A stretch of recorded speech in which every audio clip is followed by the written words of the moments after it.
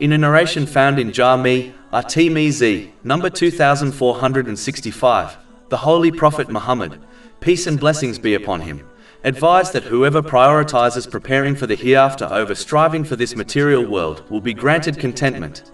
Their affairs will be corrected for them, and they will receive their destined provision in an easy way. This half of the narration means that whoever correctly fulfills their duties in respect to Allah, the Exalted, and to the creation, such as providing for their family in a lawful manner while avoiding the excess of this material world, will be granted contentment.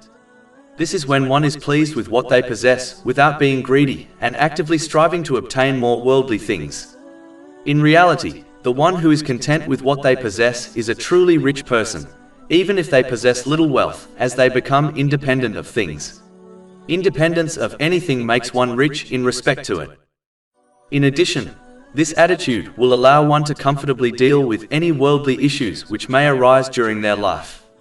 This is because the less one interacts with the material world and focuses on the hereafter, the less worldly issues they will face. The less worldly issues a person faces, the more comfortable their life will become. For example, the one who possesses one house will have fewer issues to deal with in respect to it, such as a broken cooker, than the one who possesses 10 houses. Finally, this person will easily and pleasantly obtain their lawful provision. Not only this, but Allah, the Exalted, will place such grace in their provision that it will cover all their responsibilities and necessities, meaning it will satisfy them and their dependents. Prioritizing preparing for the hereafter means that one should always act and speak in a way which will benefit them in the hereafter. As explained earlier, this includes striving for one's lawful provision in order to fulfill their necessities and responsibilities without being wasteful or extravagant. Any activity which will not benefit one in the hereafter should be minimized. The more one behaves in this manner, the more contentment they will be blessed with, and the easier their day-to-day activities will become.